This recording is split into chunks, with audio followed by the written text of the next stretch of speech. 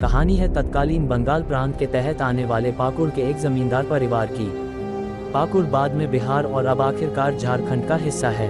अमरेंद्र चंद्र पांडेय पाकुड़ के इसी जमींदार परिवार से थे।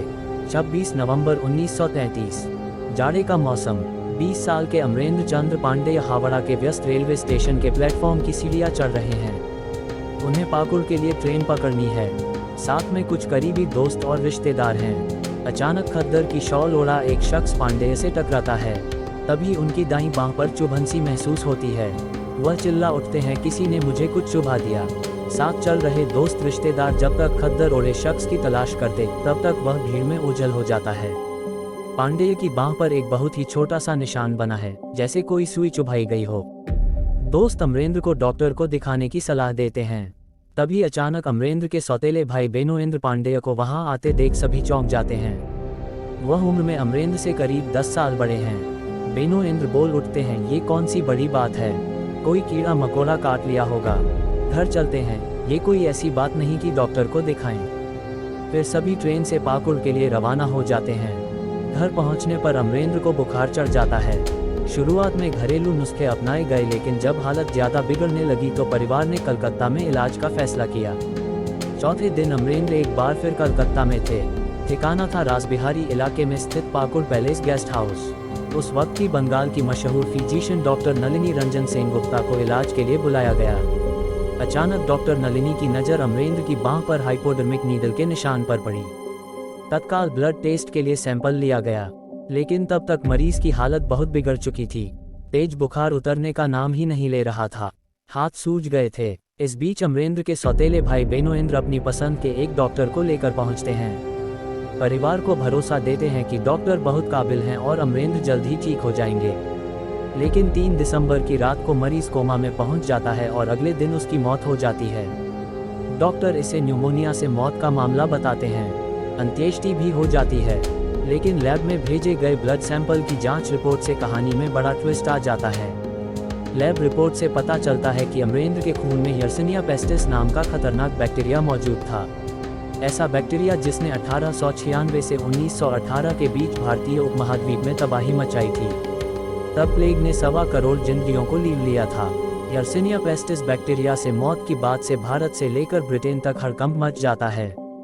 मौत की जांच के आदेश दिए जाते हैं। जब सच्चाई सामने आती है तो सभी दंग रह जाते हैं। जिसे न्यूमोनिया से मौत का मामला समझा जा रहा था, वह मर्डर का मामला निकला। जैविक हथियार से हत्या का मामला, बायोलॉजिक वेपन से मर्डर का ये मामला दुनिया भर के अखबारों की सुर्खियां बना। टाइम मैगजीन ने इस पर मर्डर विद जर्म्स नाम से कवर स्टोरी की तो सिंगापुर के स्ट्रेट टाइम्स ने इसे बांह में चुभन का रहस्य के तौर पर बताया। कलकत्ता पुलिस की जांच ने इस अनोखे मर्डर मिस्ट्री का राजफाश कर दिया। पाकुड़ के जमींदार की कलकत्ता में हत्या होती है और हथियार बनता है 1900 किलोमीटर दूर मुंबई के एक लैब से मंगाया गया बैक्टीरिया। हत्या के केंद्र में जमींदार परिवार के भीतर का सत्ता संघर्ष। पिता की मौत के बाद बेनोएंद्र पांडेय की नज़र जमींदार परिवार की सत्ता संभालने पर थी, लेकिन अधिकार मिला सौतेले छोटे भाई अमरेंद्र पांडेय को। वजह यह कि परिवार में बेनोएंद्र की छवि एक गैर जिम्मेदार शख्स की थी, बिल्कुल नकारे जैसी छवि। तभी से बेनोएंद्र अपने ही सौतेले छोटे भाई को खत्म करने का मन बना लिया। अमरेंद्र को मारने की साजिश संभवतः 1932 में उस वक्त रची गई थी जब बेनोएंद्र के एक करीबी डॉक्टर ने लैब से बैक्टीरिया हासिल करने की नाकाम कोशिश की थी। बेनोएंद्र ने अमरेंद्र की हत्या से पहले कम से कम 4 बार उन्हें मारने की नाकाम कोशिश की थी। एक बार बैक्टीरिया वाले चश्मे से भी सौतेले भाई को मारने की कोशिश की थी, लेकिन तब अमरेंद्र बीमार होने के बाद ठीक हो गए थे। किसी हॉलीवुड मर्डर मिस्ट्री फिल्म के अंदाज में की गई हत्या की इस साजिश में तारानाथ भट्टाचार्य नाम का एक डॉक्टर भी शामिल था, जो बेनोएंद्र का जिगरी यार था। उसी ने बैक्टीरिया हासिल कर उसे जैविक हथियार का रूप दिया। मई 1932 में भट्टाचार्य ने बॉम्बे के हॉफकिन इंस्टीट्यूट के डायरेक्टर से बैक्टीरिया के लिए संपर्क किया था, लेकिन उसे 2 टूक जवाब मिला नहीं मिल सकता। बंगाल के सर्जन जनरल से अनुमति लेकर आइए। हॉफकिन इंस्टीट्यूट भारत का इकलौता ऐसा लैब था जहां यर्सिनिया पेस्टिस बैक्टीरिया के कल्चर रखे गए थे। उसी महीने भट्टाचार्य ने कलकत्ता के एक डॉक्टर से संपर्क किया। उसने दावा किया कि उसने प्लेग का इलाज ढूंढ लिया है और वह बैक्टीरिया कल्चर पर इसका टेस्ट करना चाहता है। दरअसल भट्टाचार्य को कहीं से पता चल गया था कि उस डॉक्टर के यहाँ बैक्टीरिया कल्चर मौजूद है जिस पर रिसर्च किया जा रहा है। डॉक्टर ने भट्टाचार्य को लैब में काम करने की इजाज़त दे दी, लेकिन हॉफकिन इंस्टीट्यूट से मंगाए गए बैक्टीरिया कल्चर से दूर रहने को कहा। 1933 में भट्टाचार्य ने हॉफकिन इंस्टीट्यूट को लेटर लिखा कि उसने प्लेग का इलाज ढूंढ लिया है, बस कुछ टेस्ट के लिए उसे लैब में काम करने की इजाज़त दी जाए। इस बार उसे इजाज़त मिल गई। बेनोएंद्र भी मुंबई पहुंच गया।